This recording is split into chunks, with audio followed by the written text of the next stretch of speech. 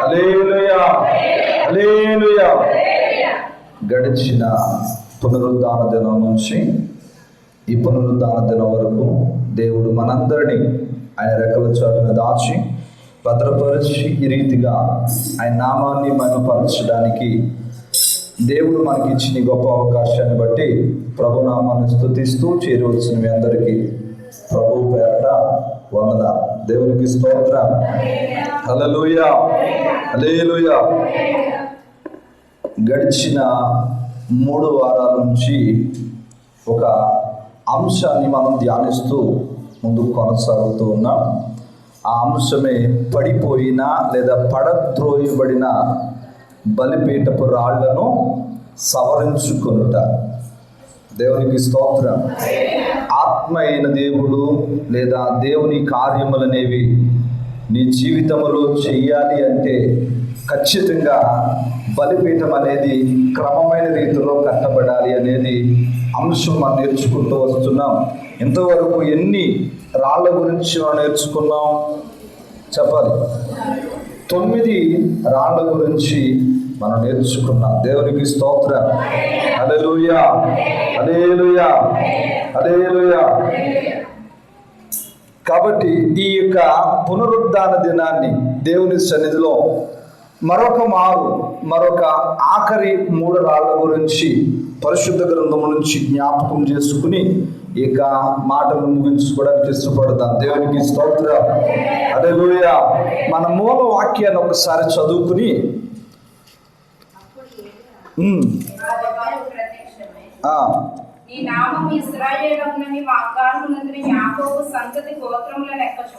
గోత్రముల లెక్క చొప్పున 12 రాళ్లను తీసుకొని. దేవునికి స్తోత్రం. హల్లెలూయా, హల్లెలూయా.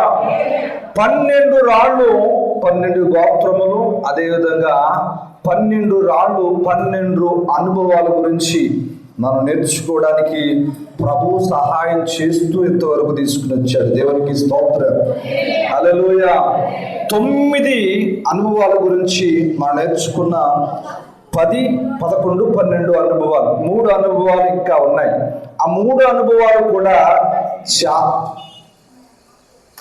చాలా దగ్గర సంబంధం కలిగినవి. దేవునికి స్తోత్రం.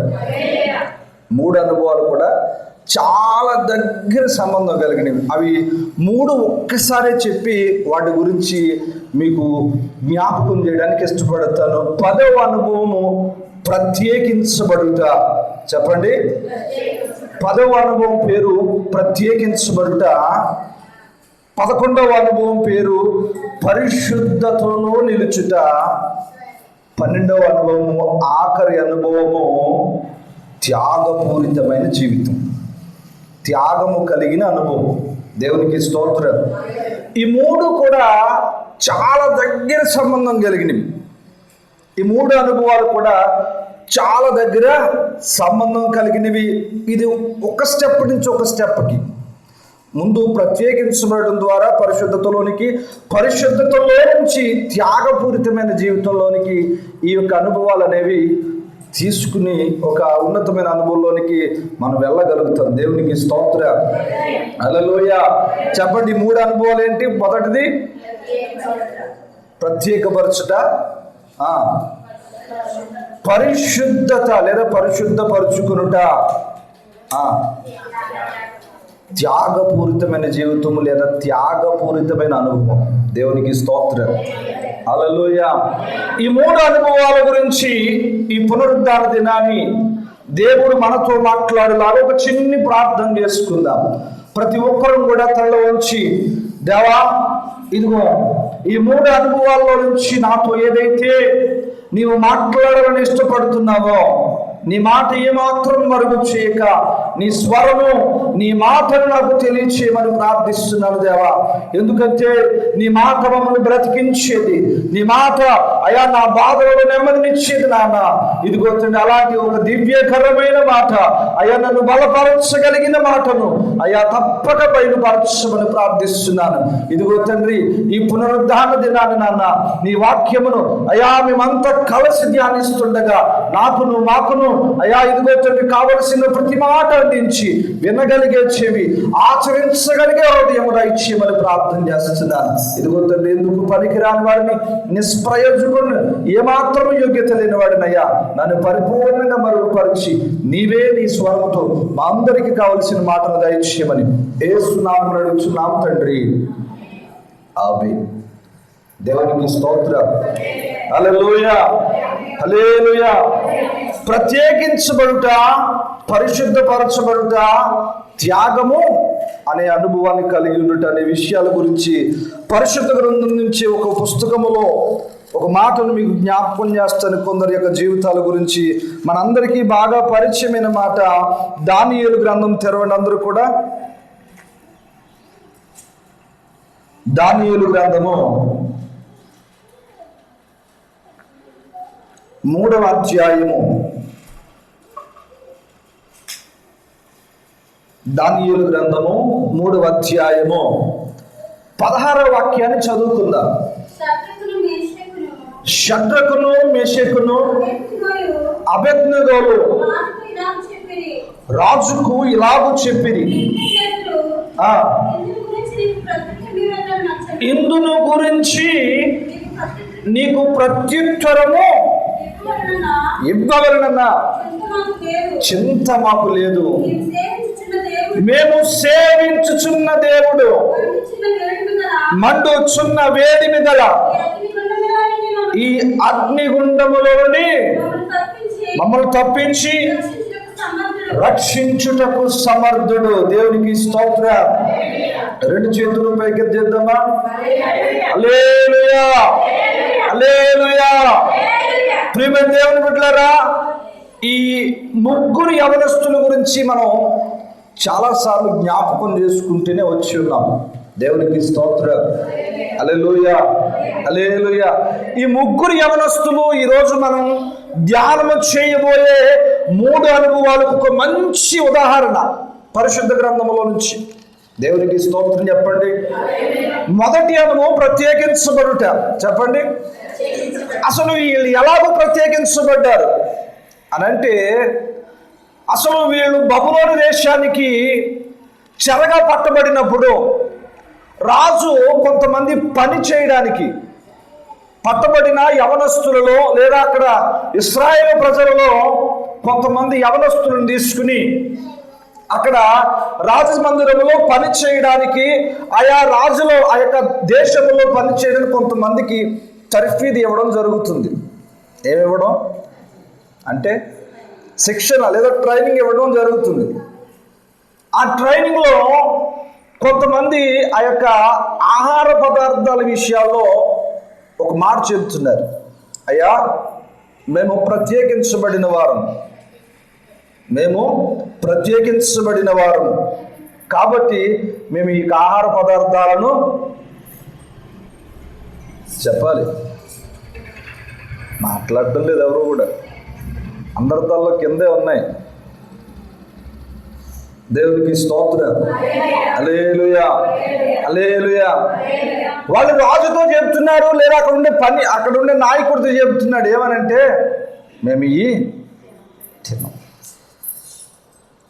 మేము ఈ విధమైన ఆహార పదార్థాలు తిన్నాం. ఎందుకయ్యా అంటే, మేము దేవుని చేత ప్రత్యేకించబడిన వారము. దేవునికి స్తోత్రం. హల్లెలూయా, హల్లెలూయా. అక్కడ కొన్ని వందల మంది ఉన్నారు. వాళ్ళందరూ కూడా రాజు చెప్పిన మాట ప్రకారంగా తినడానికి సిద్ధపడిపోయారు. ఈ షద్రక్, మెషక్, అబేద్నెగోలు, దానియేలని యవనస్తులే కాక ఇంకా కొన్ని వందల మంది యవనస్తులు అక్కడ ఏం చేశారయ్యా అంటే, ఉన్నప్పటికీ వాళ్ళు రాజు పెట్టే ఆహార పదార్థాలు భుజించడానికి ఇష్టపడ్డారు. దేవునికి స్తోత్రం. వాళ్ళు కూడా దేవుని చేత ఏర్పరచబడిన జనాంగమే అయినప్పటికీ ఈ నలుగురు మాత్రం నిలబడ్డారు. ఏమంటున్నారంటే, మేము అవి తినం అని చెప్పి ప్రత్యేకించబడి కొద్ది దినాలు మమ్మల్ని సాధారణ భోజనముతో మమ్మల్ని పరీక్షించండి. ఏమని అంటున్నారు? మమ్మల్ని పరీక్షించండి అని అంటే, అప్పుడు వీళ్ళ పట్టుదల చూసిన ఆ యొక్క వ్యక్తి ఒక మాట చెప్పాడు, సరే. ఏంటంట? సరే అని చెప్పి కొద్ది దినాలు వీళ్ళకి ఏ విధమైన రాజభోజనము లేక సాధారణమైన ఆహారం అందించారు. అందించినప్పుడు వాళ్ళు ఏం చేయబడ్డారయ్యా అంటే, రాజు ముందుకు తేబడ్డారంట. దేవునికి స్తోత్రం. హల్లెలూయా, హల్లెలూయా. ఈ యవనస్తులందరూ కూడా రాజు ముందుకు తేబడ్డారు. ఈ ఎవరైతే శాకాహారము సాధారణమైన భోజనం తిన్నారో వాళ్ళు ఒక ప్రక్కన నిలబడితే, వీళ్ళ ముఖాలు రాజభోజనం తిన్న వాళ్ళ ముఖాలేమో సాధారణంగా కనబడుతున్నాయంట. ఈ యొక్క సాధారణ భోజనాలు తిన్న వారి యొక్క ముఖాలేమో ప్రకాశవంతంగా తేజోమయంగా కనబడుతున్నాయంట. దేవునికి స్తోత్రం. హల్లెలూయా. ఎలా కనబడుతున్నాయి? తేజోమయంగా ప్రకాశవంతంగా కనబడుతున్నాయి. దేవునికి స్తోత్రం. హల్లెలూయా. ఈరోజు నేను ఎందుకు ఈ మాటలు మీ కొరకు తెలియపరుస్తున్నానయ్యా అంటే, మనం చాలామంది భక్తి చేస్తున్నామని చెప్పి నలుగురితో మామూలుగా కలిసిపోతున్నాం. మందిరానికి వచ్చేటప్పుడు మాత్రమే భక్తిలో కనబడుతున్నాం. ఎలాగా? మందిరంలోనికి వచ్చేటప్పుడు ఆదివారం ఆరాధనలోనూ మనం ఒక క్రైస్తవ విశ్వాసిగా కనబడుతున్నాం తప్ప, మన సమాజంలో తిరుగుతున్నప్పుడు మనం ఎలా ఉన్నాయంటే, మనకు నచ్చినట్టుగా ఎవరితోనూ నలుగురితో నాలుగు రకాలుగా ఉన్నట్టుగా మనం దీవిస్తూ ఉన్నాం. దేవునికి స్తోత్రం. హల్లెలూయా. మరి ఈరోజు నీకు ఒక సాక్ష్యము కావాలి అంటే, ఈరోజు దేవుని సన్నిధిలో నువ్వు ఒక బలమైన సాక్షిగా నిలవబడాలి అంటే, నీకు ఇవ్వబడిన ప్రత్యేకతలో మనం నిలవబడాలి. నిలవబడితేనే కదా దేవుని సన్నిధిలో మనం ఒక ఘనమైన కార్యమైన దేవుని యొక్క మన ప్రార్థన దేవుడు వినాలి అన్నా, మన బలిపీఠం మీదకు దేవుని అగ్ని దిగి రావాలి అన్నా, మనం దేవుని కొరకు ప్రత్యేకించబడిన వారిగా మనం ఉండాలి. దేవునికి స్తోత్రం. ఈ యవనస్తుల జీవితాలు మనం ముందుకు ఇలా చూసుకుంటూ వెళితే, ఎక్కడ శ్రమ వచ్చినా, ఎక్కడ ప్రతికూల అనుభవం ఎదురైనా సరే, వాళ్ళు ఎక్కడ కూడా తల దించలేదు. సర్లే, ఈ రోజుకే కదా ఈ కష్టం, ఈరోజు మనం మామూలుగా సాష్టాంగ నమస్కారం చేసేయచ్చులేని, ఈ రోజుకు ప్రార్థన మానేయచ్చులేని, కానీ ఎక్కడ వీళ్ళు రాజీ పడలేదు. ప్రత్యేకించబడిన వారు ఆ ప్రత్యేకతలోనే జీవించడం ప్రారంభించారు. ఒక మాటలో చెప్పాలంటే, ప్రియమైన దేవుని బిడ్డలారా, అన్య దేశములో తనది కాని దేశములో రాజ్యములో రాజ్య సమ్ముఖములో ఒక ఘనమైన స్థితిలో దేవుడు వీళ్ళని పెట్టాడు. దేవునికి స్తోత్రం. బబులోను దేశంలో చాలామంది విద్యావంతులు ఉన్నారు, జ్ఞానులు ఉన్నారు, కానీ వారికి ఎవరికి దక్కని ఒక ఘనమైన ఆశీర్వాదము, గొప్ప ఘనత ఈ బానిసలుగా పట్టబడిన ఈ యవనస్తులకు మాత్రమే దేవుడు ఇచ్చాడు. ఎందుకు ఇచ్చాడు దేవుడు అంటే, వారి ప్రత్యేకతలో వారు ఏం చేయబడ్డారు? నిలవబడ్డారు. దేవునికి స్తోత్రం. హల్లెలూయా. మనం కూడా ఈ లోకము నుంచి వేరు చేయబడిన వారు. దేనిలో నుంచి చెప్పాలి? ఈ లోకము నుంచి వేరు చేయబడిన వారు ఖచ్చితంగా వేరు చేయబడినట్టుగానే మనం వెళ్ళాలి, జీవించాలి, బ్రతకాలి. దేవునికి స్తోత్రం. హల్లెలూయా, హల్లెలూయా. ఎప్పుడైతే ఈ యొక్క వేరు చేయబడి జీవిస్తున్నామో ఆటోమేటిక్గా మనం పరిశుద్ధతలోనికి వెళుతున్నట్టు. దేంట్లోనికి చెప్పాలి? మనం ఎప్పుడైతే ఈ లోక సంబంధమైన వాటన్నిటినీ మనం తీసివేసి లేదా ప్రక్కన పెట్టి దేవుని సన్నిధిలో ప్రత్యేకించబడి మనం ఎప్పుడైతే బ్రతుకుతూ నడుస్తున్నామో ఆటోమేటిక్గా మెట్టుకు మెట్టులో మనం పరిశుద్ధత అనే అనుభవంలోనికి ఎక్కుతున్నామని అర్థం. దేవునికి స్తోత్రం. హల్లెలూయా, హల్లెలూయా. ఈరోజు మనం చాలా మంది ప్రత్యేకింపబడిన వారమని తెలిసి, ప్రత్యేకతలో ఉండవలసిన వారమని తెలిసి కూడా దేవుని సన్నిధిలో మనం ఆ ప్రత్యేకతను పోగొట్టుకుంటున్నాం. అసలు నిలవబడితే కదా నిజంగా నీ దేవుడు ఎంత గొప్పవాడో నువ్వు చూపించగలిగేది. ఈరోజు చాలా మంది అంటున్నారు, ఏమండి దేవుడు నమ్ముకుని ఏం బాగుపడ్డారండి. ఏంటంట? కొంచెం గట్టిగా చెప్పండి. ఎవరు అంటున్నారు? నా చుట్టుపక్కల అందరూ అంటున్నారండి.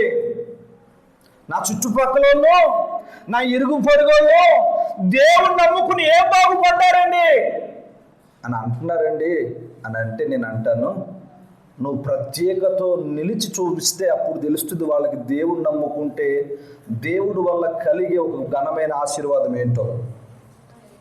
మనమేమో మనకి ఇవ్వబడిన ప్రత్యేకతలో మనం ఉండమా? మరలా ఏమంటున్నావు? దేవుడు నమ్ముకుని ఏం ఉపయోగమా అంటున్నాం. మనమే. దేవుడు చెబుతున్న మాట నిలిచి చూడమన్నాడు. ఏమంటున్నాడు? మీరు ఓ రకమే నిలిచి చూడుడి. ఇదిగో ఈరోజు ఎంత గొప్ప రక్షణ మీరు దేవుని సన్నిధిలో చూడబోతున్నాడు మోషే చెబుతున్నప్పుడు వాళ్ళు అక్కడ నిలిచి చూస్తున్నారంటే, ఈరోజు కూడా మనం ఏం చేయాలంటే జస్ట్ ఆ యొక్క ప్రత్యేకతలో నిలవబడి మనం చూపిస్తే, దేవుని ఎదుట నిలవబడితే అప్పుడు నీ ఇరుగు పొరుగు వారు నీకు సాక్ష్యం పలుకుతారు. దేవునికి స్తోత్రం. హల్లెలూయా, హల్లెలూయా. ఇక నేను పిలవరక. ఎందుకని? అమ్మ ప్రత్యేకించబడిన వారు వాళ్ళు ఇంక నేను గురించి తప్పుగా అనుకోరు. ఎందుకని? వాళ్ళ భక్తిలో వారు ఖచ్చితంగా నిలవబడ్డారు, ప్రత్యేకతలో నిలవబడ్డారని. వారు ఇక నీ మీద ఏ నింద వేరు. ఎందుకని? వాళ్ళ భక్తి వాళ్ళు చేస్తున్నారని. అదే మనం అవకాశాన్ని బట్టి వెళుతూ వస్తూ ఉన్నప్పుడు ఒకసారి వెళ్ళి రెండోసారి అమ్మ నేను దేవుడు నమ్ముకున్నావు అంటే ఎలా ఉంటుంది? ఏమన్నా వచ్చేది కదా మన వాళ్ళ ఫంక్షన్కి వెళ్ళో అని అంటారా? మరి వాళ్ళ ఇంటికాడ తిన్నావు కదా, మరి మా ఇంటికాడ తినడానికి ఏమి అని అంటారు. అవునా? అదే నువ్వు మొదటి నుంచి నిలబడు, మొదటి నుంచి ప్రత్యేకించబడిన జీవితం కలిగి ఉంటే నేను ఎవరు అడగరు. దేవునికి స్తోత్రం. హల్లెలూయా, హల్లెలూయా. ఈరోజు మనం ప్రత్యేకించబడ్డాము అనే భ్రమలో ఉంటున్నాం, కానీ ప్రత్యేకతలో నిలబడలేకపోతున్నాం. ఎలాగా? అయ్యో మేము ప్రత్యేకించబడ్డాం కదా అని అనుకుంటున్నాం, కానీ ప్రత్యేకతలో నిలవబడలేక పరిశుద్ధత అనే ఒక మెట్టులోనికి మనం ఎక్కలేక ఈరోజు ప్రభు ఎదుట మనం దీన స్థితిగా కనబడుతున్నాం. జనులు ఎదుట, దేవుని ఎదుట కూడా ఒక దీనులుగా కనబడుతున్నాం. దేవునికి స్తోత్రం. హల్లెలూయా, హల్లెలూయా. ఈరోజు వాస్తవం ఏంటంటే ప్రియమైన దేవుని బిడ్డలారా, ప్రత్యేకించబడిన నీవు ఆ యొక్క సరిహద్దులో నువ్వు ఉండగలిగితే, నీకు ఇవ్వబడిన ఆ సరిహద్దులో నువ్వు ఉండగలిగితే, నీవున్న చోట నుంచి దేవుడు నిన్ను మరింత ఆశీర్వాదంలోకి తీసుకెళ్తాడని ప్రభు యొక్క వాక్యం తెలియపరుస్తుంది. దేవునికి స్తోత్రం.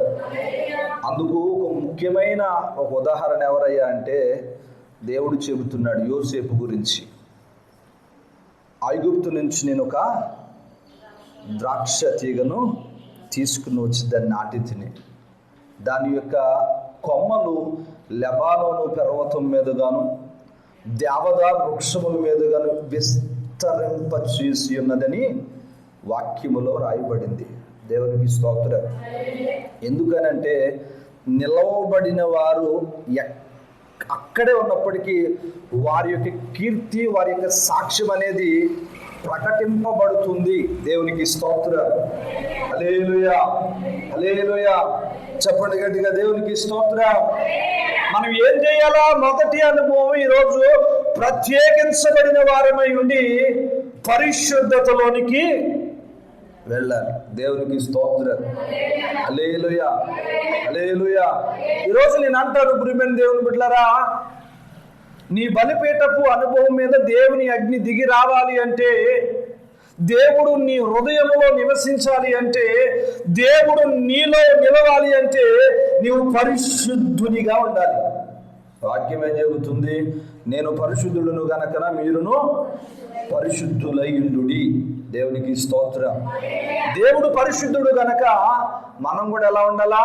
పరిశుద్ధులమై ఉండాలా. మరి ముఖ్యంగా దేవుడు మనలో నివసించాలని ఆశపడుతున్నాడు గనక మనము కూడా పరిశుద్ధమైన ఆలయమై ఉండాలి. దేవునికి స్తోత్రం. హల్లెలూయా.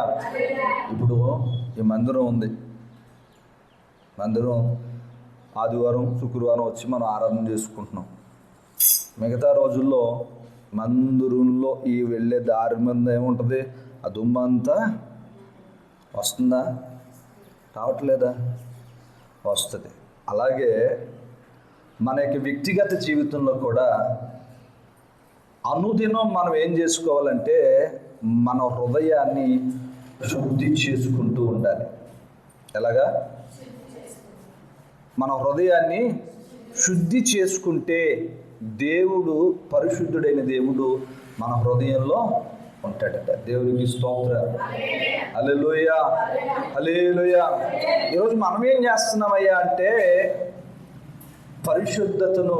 పరిశుద్ధతలో నిలవబడకుండా, పరిశుద్ధత అనే అనుభవంలోనికి రాకుండా మనం దేవుని ఎదుట ప్రార్థన చేస్తున్నాం. అయ్యా, నాకు పరిశుద్ధాత్మ కావాలి, లేదా నాకు నీ దేవుని, నీ సన్నిధిలో నుంచి ఒక ఆశీర్వాదం కావాలి, ఒక అభిషేకం కావాలి, నీ యొక్క దీవెన కావాలని చెప్పి ప్రార్థన చేస్తున్నాం.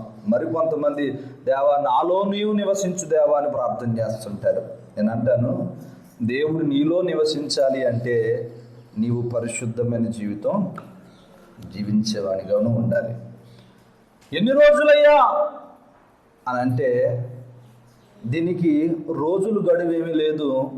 అనుదినం కూడా, ప్రతి దినం ఈ యొక్క భూమి మీద మన జీవితము ఆగిపోయేంత వరకు, మన ఊపిరి ఆగిపోయేంత వరకు కూడా మనం ప్రతి దినం కూడా ఏం చేస్తుండాలంటే మనల్ని మనం పరిశుద్ధపరుచుకుంటూ దేవుని యొక్క సన్నిధిలో మనం ముందుకు కొనసాగుతూ ఉంటే దేవుడు ఏం చేస్తాడట? మనలో నివసిస్తాడు. మనలో నుంచి ఒక దేవుని కార్యాలు అనేవి మనకు అనేక మందికి కనిపించినట్లుగా దేవుడు నిన్ను నన్ను ఒక సాక్షిగా నిలబెడతాడు. దేవునికి స్తోత్రం. హల్లెలూయా, హల్లెలూయా, హల్లెలూయా. పరిశుద్ధత ఏంటమ్మా? ఈరోజు పరిశుద్ధత దేవుని సన్నిధిలో మనం కలిగి ఉండేవారిగా ఉండాలి. దేవునికి స్తోత్రం. వాళ్ళు ఒక మాట అంటున్నారు, అయ్యా ఈ ఆహార పదార్థాలు తిని మేము మా శరీరాలను మేము అపవిత్రము చేసుకోదలుచుకోలేదు. ఎలాగా? ఈ ఆహారం తిని మేము మా శరీరాలను మేము అపవిత్రము చేసుకొనదలుచుకోలేదు అంటున్నారు. ఈరోజు నువ్వు కూడా దేవుని యొక్క సన్నిధిలో దేవుడు నీలో నివసించాలి అనే ఆలోచన కలిగిన నీవు, దేవుని సన్నిధిలో నువ్వు నిలిచి ఉండాలన్న నీవు ఎంత పరిశుద్ధంగా ఉండాలో ఒకసారి ఆలోచన చేయండి. దేవునికి స్తోత్రం. అసలు మనం ఎలాగో మనల్ని పరిశుద్ధపరుచుకుంటాం అని అంటే పౌలు అంటాడు, వాక్యముతో ఉదక స్నానం చెయ్యాలి. దేవునికి స్తోత్రం. ఉదకం అంటే ఏంటి? ఉదకం అంటే ఏంటి చెప్పాలి. ఉదకం అంటే ఏంటి? నీరు. ఉదకం అంటే నీరు. వాక్యం అనే నీటితో మన అనుదినం కూడా మనం ఏం చేసుకోవాలా? మనం శుభ్రపరచుకోవాలి. దేవునికి స్తోత్రం. హల్లెలూయా, హల్లెలూయా. ఈరోజు నేను అంటాను, ఎంతమంది వాక్యాన్ని ప్రతిరోజు జ్ఞాపకం చేసుకుంటున్నారు? వాక్యాన్ని ఎంతమంది చదువుతున్నారు? వాక్యం ఎంతమందితో మాట్లాడగలిగే అనుభవంలో ఉన్నారు?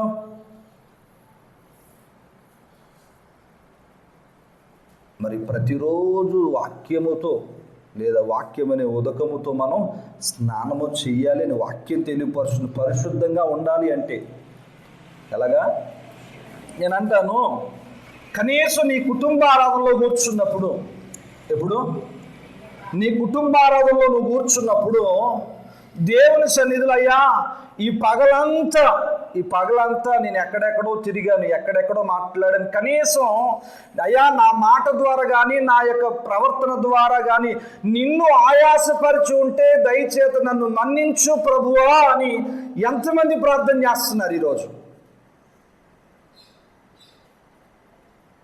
అర్థమవుతుందన్న మాట. ఈరోజు ఉదయం నుంచి రాత్రి వరకు పనిలో ఉంటాం, ఎక్కడెక్కడో తిరుగుతాం, నలుగురు మధ్యలో కూర్చుని మాట్లాడుతూ ఉంటాం, అవును కదా? ఇంటికి వచ్చేసరికి నువ్వు దేవుని సన్నిధిలో కుటుంబారాధన చేసేటప్పుడు కనీసం ఈ ప్రార్థన చేయగలుగుతున్నావా? ఏదో మొక్కుబడికి కుటుంబారాధన చేయమన్నాడు పాస్టర్ గారు కనుక ఒక పాట పాడి వాక్యం చదివేసుకుని ప్రార్థన చేసేసుకుంటున్నాం, అంతేనా? కాదు. ఉదయం నుంచి సాయంత్రం వరకు నువ్వు ఎక్కడైనా దేవునికి అయిష్టమైన కార్యము చేసి లేదా దేవునికి అయిష్టకరమైన మాట నువ్వు మాట్లాడి ఉంటే ముందు నువ్వు చేయవలసింది ఏంటయ్యా అంటే, ముందు కుటుంబ ప్రార్థనలో నీ కుటుంబీకుల కొరకు అందరి కొరకు ప్రార్థించే ముందు నీ యొక్క ప్రార్థన ఎలా ఉండాలి అంటే, నాకు తెలుసో తెలియకో ఒకవేళ నిన్ను గనక ఆయాసపరుచుంటే నన్ను క్షమించు. ఒకవేళ ఆయాసపరిచావని నీకు తెలిస్తే ఖచ్చితంగా దాని కొరకు అక్కడే ఆ దినమే ఏం చేయాలి? మనం ఒప్పుకొని ప్రార్థన చేయగలగాల. దేవునికి స్తోత్రం, హల్లెలూయా. నేను ఎందుకు చెప్తున్నాను, తెలుసో తెలియకని ఎందుకు చెప్తున్నానయ్యా అంటే, మార్గంలో వెళ్ళేటప్పుడు ఈ బట్టలకు బోలం దోగలు అంటుకుంటుంది, అది కావాలని మనం అంటించుకున్నది కాదు, అది మనం కావాలని మనం అంటించుకున్నది కాదు. అలాగే దేవుని సన్నిధిలో మనం భక్తి చేస్తున్నప్పుడు కూడా తెలుసో తెలియకో లేదా అనుకోకుండా కోపం వచ్చో లేదా అనుకోకుండా మాటనో మనం దేవుని ఎదుట దోషులుగా ఉండకుండా, మనకు కావాలని దాన్ని చెప్పం, కానీ ఆ సందర్భంలో అనుకోకుండా వస్తుంది, అనుకోకుండా కోపంలో ఏదో అంటాం. అప్పుడు ఆ మాటను గురించి దేవుని సన్నిధిలో మనం ఏం చేయాలా? మాట్లాడడం లేదు, వచ్చి గట్టిగా చెప్పండి, క్షమాపణ అడగాల.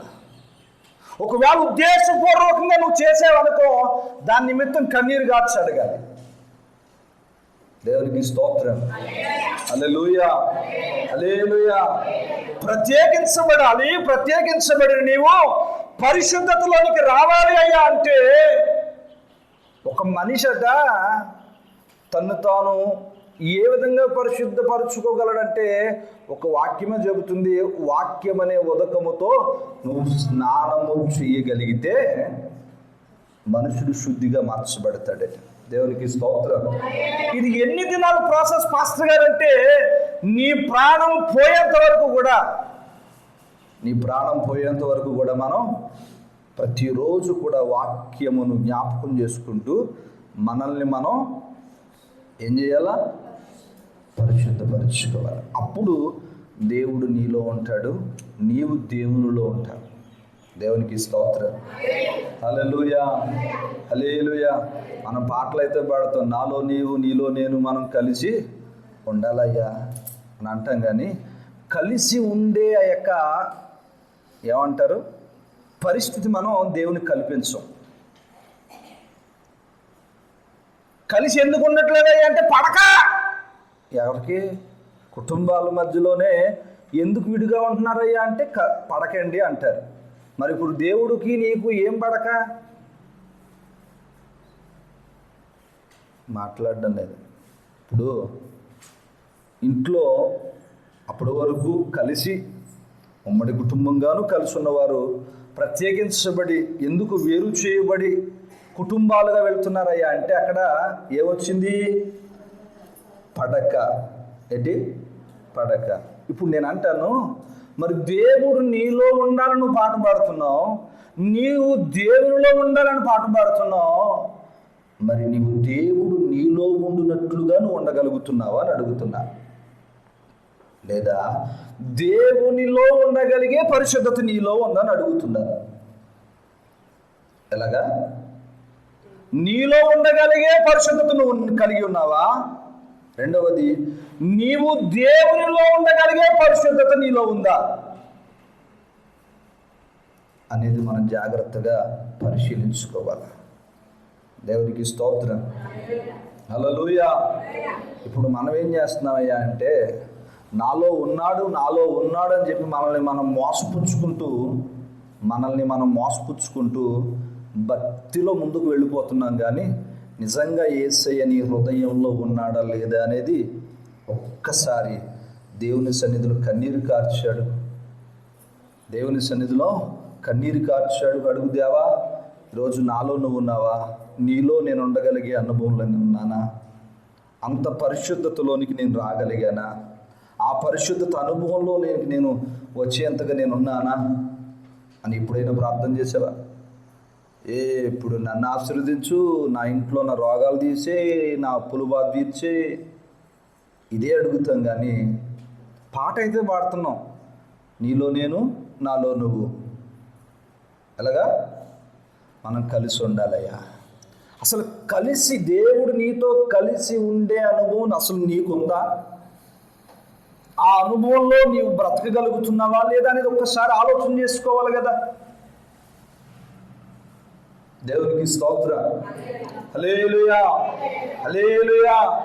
ప్రియమైన దేవుని బిడ్డలారా, ఈరోజు మనం ప్రార్థన చేస్తున్నాం, దేవా నన్ను ఆశీర్వదించు. ఎందుకు దేవునికి మన ప్రార్థన దేవుని సన్నిధికి చేర్చబడడం లేదు?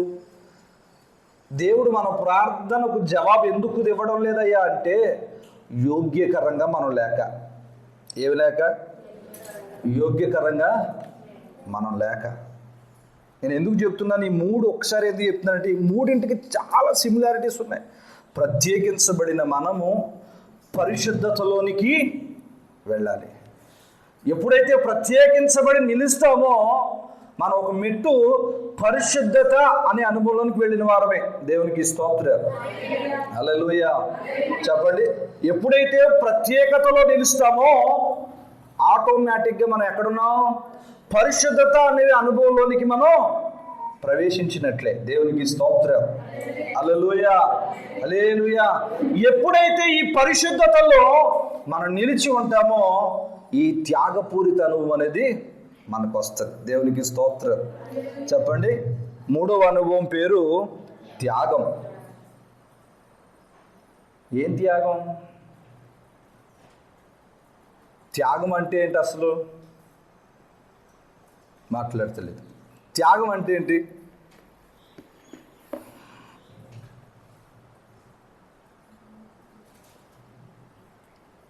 ఐ థింక్ ఉపవాసాలతో మౌన దీక్షలో ఉన్నట్టున్నారు అందరూ కూడా. ఈ పదం ఇప్పుడే వింటున్నట్టుందా అందరికీ? త్యాగం అంటే ఏమిటి చెప్పాలి? తిరిగి ఆశించకుండా ఏదైనా అర్పించడం. ఇంకా నా భాషలో చెప్పాలంటే, నీకు నీవుగా ఒకరు ఇవ్వి అనకుండా నీకు నీవుగా స్వతహాగా ముందుకొచ్చి ఇచ్చేదాన్ని త్యాగం అంటారు. దేవునికి స్తోత్రం. హల్లెలూయా. చెప్పండి. ఎవరికి రావాలి? మనకు మనముగా దేవునికి ఇవ్వాలి. దేవునికి స్తోత్రం. హల్లెలూయా. ఈరోజు మనం ఏమిచ్చాం? మనం ఏమిస్తున్నాం? అయ్యారు ప్రతి ఆదివారం కానుకేస్తున్నాను, ప్రతి నెల దశమభాగం ఇస్తున్నాను, ఇంకా కానుకలు అర్పణలు ఇవన్నీ అర్పిస్తున్నాం కదయ్యా అని అంటావేమో. ఇవేవి త్యాగం కాదు. నేను అంటాను, త్యాగం అంటే ఏంటో తెలిసి, ఈరోజు ఈ లోకంలో నువ్వు దేన్నైతే ఎక్కువ ప్రేమిస్తావో దేవుని కొరకు ఇచ్చేయడమే త్యాగం. అర్థమవుతుందన్నమాట. అర్థం కాలేదా? అర్థమవుతుందండి ఆ మాట? త్యాగం అంటే ఏంటి అంటే, ఈరోజు మనం దేన్నైతే ఎక్కువగా ప్రేమిస్తున్నామో ఈ లోకంలో, దాన్ని ప్రభు కొరకు సమర్పించి రావడమే త్యాగం అంటే. ఈ లోకంలో దేన్నైతే మనం విడవలేకపోతున్నామో, ఈ లోకంలో దేన్నైతే మనం విడిచిపెట్టలేక ఇదిగో ఇంకా మనం అనేకంగా సతమతమైపోతున్నామో, దాన్ని ప్రభు కొరకు ఇచ్చి దాని వైపు చూడకుండా జీవించడమే త్యాగం అంటే. దేవునికి స్తోత్రం. హల్లెలూయా, హల్లెలూయా. ఈరోజు చాలామంది డబ్బును ప్రేమిస్తారు, చాలామంది ఆస్తిని ప్రేమిస్తారు, చాలామంది మనుషులను ప్రేమిస్తారు. దేవునికంటే మరి ఎక్కువగా మనుషులను ప్రేమిస్తారు. నేను అంటున్నాను ప్రియమైన దేవుని బిడ్డలారా, దేవుని కొరకు నువ్వు ఎంతగానో ఇష్టపడే దాన్ని సైతం ఇవ్వగలిగితేనే అది నిజమైన త్యాగం. దేవునికి స్తోత్రం. హల్లెలూయా. దేవుని కొరకు నువ్వు త్యాగం చేసే అనుభవంలో ఉంటే దేవుడిని ఎంత ఘనపరుస్తాడయ్యా అంటే, ఒకరోజు అబ్రహామును దేవుడు పిలిచాడు. ఏమన్నాడు? అబ్రహాము అప్పటికి 100 సంవత్సరాల సమయంలో పిల్లోడు పుట్టాడు. మరి ఎంత ఆనందంగా ఉంటాడు, ఎంత ప్రేమిస్తున్నాడో. అల్లారు ముద్దుగా కూర్చుని బాగా బోవ తినిపించుకుంటూ కూర్చున్నాడు. ఒకరోజు దేవుడు మాట్లాడాడు, అబ్రహామా, నువ్వెంతగానో ప్రేమించుచున్నా నీ కుమారుని నాకు బలి అర్పించే అన్నాడు. అంటే అది తిరిగి రాదు అని అర్థం, బలి అర్పించడం అంటే. అబ్రహాం తిరిగి లేదు. వెంటనే ఏం చేశాడు? మోరియా పర్వతం మీదకి వెళ్ళాడు, అర్పించేశాడు. ఎక్కడ? తన ఇష్టాన్ని దేవునికి అర్పించేశాడు, ఆ ప్రేమను దేవునికి అర్పించేశాడు. దేవునికి స్తోత్రం. హల్లెలూయా, హల్లెలూయా. ఆ ప్రేమను, ఆ ఇష్టాన్ని దేవునికి అర్పించేశాడు. మరి దేవుడు అర్పించిన వాడిని దేవుని కొరకు త్యాగం చేసిన వాడిని ఎప్పుడు కూడా దేవుడు నిరాశపరిచి పంపించడు. మరి అబ్రహాం దేవుడు నిరాశపరిచాడయ్యా అంటే మరలా ఇస్సాకును తిరిగి ఇచ్చాడు. దేవునికి స్తోత్రం. ఆ దినం మొదలుకొని మరింత అబ్రహాం జాగ్రత్త పడ్డాడు. ఇక ఏ విధమైన మనుషుని మీద లక్ష్య పెట్టక, ఏ విధమైన మనుషుని కూడా, లేదా కుమారుని కానీ, భార్యను కానీ, బిడ్డలను కానీ ఎక్కువ ప్రేమించకుండా కేవలం దేవుని మాట కొరకే, కేవలం దేవుని యొక్క వాక్యము కొరకే బ్రతికి త్యాగపూరితమైన జీవితం కలిగిన వాడయ్యాడు. దేవునికి స్తోత్రం. హల్లెలూయా. ఇంకొంచెం ముందుకెళ్ళి చెప్పాలంటే యోసేపు గురించి మనం జ్ఞాపకం చేసుకోవాలి. యవన కాలంలో యవనేచ్ఛల చేత, లేదా ఈ లోక సంబంధమైన కార్యముల చేత ఆ యొక్క యవనస్తుడు ఉండవలసిన ఆ యొక్క పరిస్థితిలో తనకు కలిగిన ఈ లోక సంబంధమైన వాటన్నిటిని ఏం చేశాడు? అక్కడ చంపి అవసరమైతే నిందల పాలయ్యాడు. కానీ దేవుని సన్నిధిలో తనకి ఇష్టం వచ్చినట్టుగా, లేదా తనకు ఆ యొక్క ఆలోచనకు తగినట్టుగా జీవించలేదు. దేవునికి స్తోత్రం. హల్లెలూయా. ఇంకొంచెం ముందుకెళ్ళి చెప్పాలయ్యా అంటే భక్తి కొరకు తన ప్రాణము సైతం కూడా లెక్క చేయలేదు ఈ ముగ్గురు యవనస్తులు కూడా. షద్రకు, మేషకు, అబేద్నెగోలు అంటున్నారు, అయ్యా మేము నమస్కారం చెయ్యో. ఎందుకయ్యా అంటే నీకు ఇందు నిమిత్తం మీకు జవాబు ఇవ్వడానికి కూడా మాకేం భయం లేదు. అక్కడ వాళ్ళు అంటున్నారు, రాజుగారు అని అంటలేదు, ఓ నెబుకద్నెజరు, రాజును సైతం పేరు పెట్టి పిలుస్తున్నారు. వారి ప్రాణాలను సైతం దేవుని కొరకు ఏం చేశారు? మాట్లాడడం లేదు. త్యాగం చేయడానికి వెళ్ళిపోయారు, అగ్నిగుండంలో పడిపోయారు. వదిలేశాడు దేవుడు? మాట్లాడడం లేదు. వదిలేశాడు దేవుడు అంటే వదలలేదు, మరింత ఘనత ఇచ్చాడు దేవుడు. దేవునికి స్తోత్రం. హల్లెలూయా. మరింత ఘనత దేవుడు ఇచ్చాడు. దేవునికి స్తోత్రం. ఒక మాటలో చెప్పాలంటే దేవుని స్వార్థ నిమిత్తం ఎంతో మంది తన ప్రాణాలను సైతం లెక్క చేయకుండా అర్పించిన భక్తులు ఉన్నారు భూమి మీద. పరిశుద్ధ గ్రంథంలోనే కాదండి, ఈ భూమి మీద దేవుని సేవలోనికి వచ్చిన భక్తులు ఎందరో వారి ప్రాణములను సైతము లెక్క చేయకుండా దేవుని పని కొనసాగించిన ఎందరో భక్తులు ఉన్నారు. దేవునికి స్తోత్రం. హల్లెలూయా, హల్లెలూయా. అసలు మదర్ తెరీసా అనే ఒక స్త్రీ గురించి మనం చాలా మాట్లాడుకుంటూ ఉంటాం. ఆమె ఏ వయసులో ఉన్నప్పుడు మన భారతదేశానికి వచ్చిందో మీకు తెలుసా? తెలుసా అండి? మాట్లాడడం లేదు. ఎన్ని సంవత్సరాలు ఉంటుందంటారు? 16 సంవత్సరాల వయసులో భారతదేశానికి వచ్చి ఏదో సిటీ చూడడానికి రాలేదు, సేవ చేయడానికి వచ్చింది. దేవుని ప్రేమను ప్రకటించడానికి తన జీవితం అంతా కూడా త్యాగం చేసింది. తన జీవితం అంతా త్యాగం చేసింది.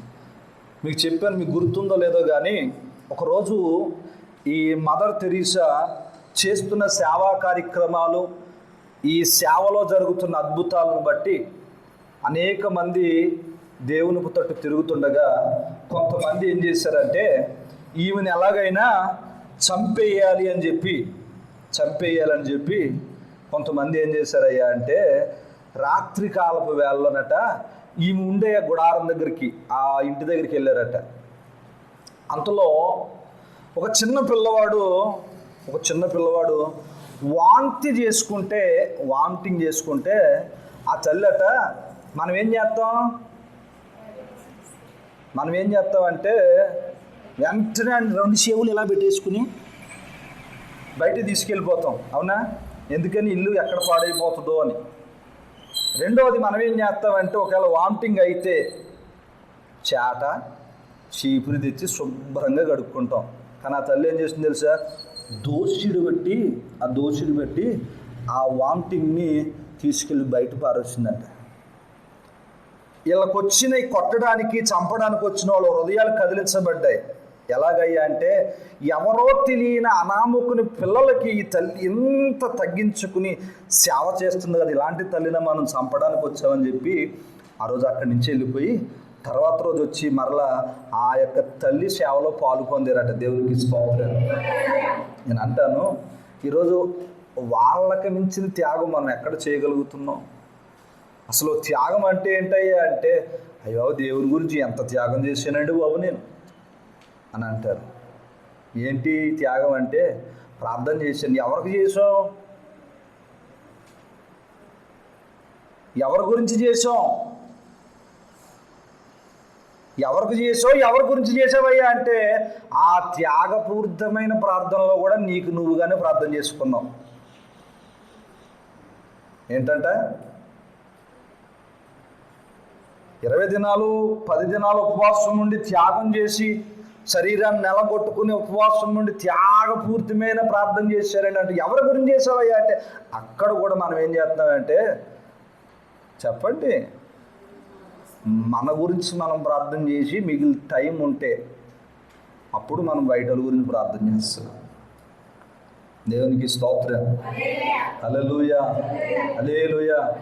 ఈరోజు నేను అంటాను ప్రియమైన దేవుని బిడ్డలారా, త్యాగపూరితమైనదంటే మనకిష్టమైనది దేవునికి ఇచ్చి, దేవా ఈ లోక సంబంధమైనది కాదు, నేను ఇదిగో ఎక్కువగా ప్రేమించగలిగేది ఇదే, ఇది నీకు ఇస్తున్నానని చెప్పి దేవుణ్ణి ఎక్కువగా ప్రేమించగలిగితే దేవుడు నీకు కావలసినవి, నీకు లోటు లేకుండా ప్రతి విషయంలో దేవుడు నీకు సహాయం చేస్తాడు.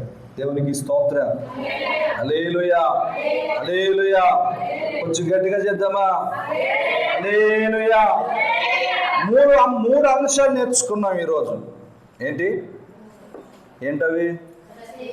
ప్రత్యేకించబడుట, రెండవది, మూడవది అంటే ఎన్ని అనుభవాలని? అక్కడ ఎన్ని రాళ్ళు? 12 రాళ్ళు, 12 అనుభవాలు. ఈ 12 అనుభవాలలో ఏ అనుభవం నీలో లేకపోయినా, ఏ అనుభవం నీలో లోపముగా కనబడినా సరే నీ ప్రార్థన దేవుడు అంగీకరించగలితే. ఇంత కఠినమైన మాట మనం మరి ఇంకెలా చెప్పలేం. నీ ప్రార్థన దేవుడు అంగీకరించగలితే, నీ బలిపీఠం మీద అర్పించబడే అర్పణ దేవుడు స్వీకరించగలితే. ఎందుకని? నీ బలిపీఠంలోనే లోపం ఉంది, నీ బలిపీఠపు అనుభవంలోనే లోపం ఉంది గనక దేవుడు నీ ప్రార్థన దేవుడు వినడు. దేవునికి స్తోత్రం. హల్లెలూయా. మొదటి నుంచి 12 అనుభవాలు చెప్పండి. విశ్వాసము, ప్రార్థన, సహవాసము, మారు మనసు, నమ్మకము, ధైర్యము, విధేయత, ఓర్పు, ప్రేమ. ఈరోజు నేర్చుకున్నాయి కొంచెం గట్టిగా చెప్పండి. ప్రత్యేకించబడి ఉండుట, పరిశుద్ధపరచబడుట, త్యాగపూర్తి. ఈ 12 అనుభవాలు ఉన్నాయో లేదో ఒకసారి పరిశీలించుకోండి. ఒకవేళ లేకపోతే ఏ రాయైనా జారిపోయినట్లయితే ఉపవాసం ఉండి ముందు పోగొట్టుకున్న వాటిని పొందుకోవడానికి ప్రయత్నం చేయండి. అప్పుడు దేవుడు నీ ప్రార్థన వింటాడు. అప్పుడు నీ దేవుడు నీ దగ్గర నివసిస్తాడు, నీలో ఉంటాడు, నువ్వు దేవునిలో ఉండగలుగుతావు. కాబట్టి అలాంటి కృప దేవుడు మనకు అనుగ్రహించి, ఆ రోజు ఏలియా ప్రార్థించిన ఒక బలిపీఠపు అనుభవం, ఏలియా క్రమపరిచిన ఒక బలిపీఠపు అనుభవం మనందరిలో ఉండాలని ఇష్టపడుతూ ఈ కొద్ది మాటలు మనందరి వెనుకడిలో దేవుడు దీవించి ఆశీర్వదించునుగాక. ఆమేన్. మనతో మాట్లాడిన ప్రతి మాటను బట్టి దేవానికి స్తోత్రాలు. ఇదిగో నా బలిపీఠపు అనుభవాల గురించి, నా బలిపీఠపు రాళ్ల గురించి నాతో మాట్లాడినందుకు నీకు వందనాలు అయ్యా. ఈ 12 అనుభవాలు కూడా నాలో నేను కలిగి ఉండాలి. ఏ ఒక్క అనుభవం నాలో నుంచి జారిపోయినా బలిపీఠం అనేది పడద్రోయబడిన అనుభవంలో ఉన్నట్టేనని అయ్యా. ఇదిగో గడిచిన దినాల్లో మాతో మాట్లాడుతూ వస్తూ ఉన్నారు. అందుని బట్టి నీకు వందనాలు అయ్యా. ఇదిగో పునరుద్ధాన దినాన్ని ప్రత్యేకించబడట, ఏ విధంగా ప్రత్యేకించబడాలో, ఎలాగో పరిశుద్ధపరచబడి జీవించాలో, ఏ విధమైన త్యాగపూరితమైన జీవితం మేము కలిగి ఉండాలో మాతో మీరు మాట్లాడినందుకు మీకు వందనాలు. ఇదిగో తండ్రి, ఇంతవరకు విన్న ప్రతి మాట కూడా మా అందరి జీవితాల్లో నీరు కట్టి ఫలింపచేయమని ప్రార్థన చేస్తున్నాను తండ్రి. నీకు స్తోత్రాలు అయ్యా అంటూ ప్రార్థన చేద్దాం. పరిశుద్ధుడా, ప్రేమ గల యేసయ్యానికి వందనాలు. ఇదిగో తండ్రి, ఇంతవరకు వాక్యము చేత మా అందరితో మీరు మాట్లాడిన మాటను బట్టి మీకు వందనాలు అయ్యా. ప్రత్యేకించబడి పరిశుద్ధతలోనికి నడిపించబడుతూ ఇదిగో తండ్రి త్యాగపూరితమైన అనుభవంలోనికి మమ్మల్ని నడిపించమని ప్రార్థిస్తున్నాను. ఇదిగో తండ్రి, భక్తుల జీవితాలు మా ముందు ఎంతో చక్కని ఉదాహరణ వలె కనబడుతున్నాయి. అందుని బట్టి నీకు స్తోత్రాలు తండ్రి. ఇదిగో తండ్రి, విన్న ప్రతి మాట మా జీవితాలలో నీరు కట్టి ఫలింపచేయండి. చేరి వచ్చిన ప్రతి బిడ్డను పేరు పేరు చొప్పున దీవించి ఆశీర్వదించండి. బిడ్డలు ప్రేమతో అర్పించినది కానుకలు దీవించండి. అర్పించిన ప్రతి బిడ్డకు నూరంతలుగా అనుగ్రహించి కానుకను పరిచర్లో వాడుకుని దీవించి ఆశీర్వదించమని యేసు నామమున అడుగుచున్నాము తండ్రి. ఆమేన్. తండ్రి, దేవుని ప్రేమ, కుమారుని యేసుక్రీస్తు వారి కృప, పరిశుద్ధాత్మక సహవాసము, సహాయం మనకు లోకమున సమస్త దేవుని బిడ్డలందరికీ సదాకాలము తోడి నడిపించును గాక.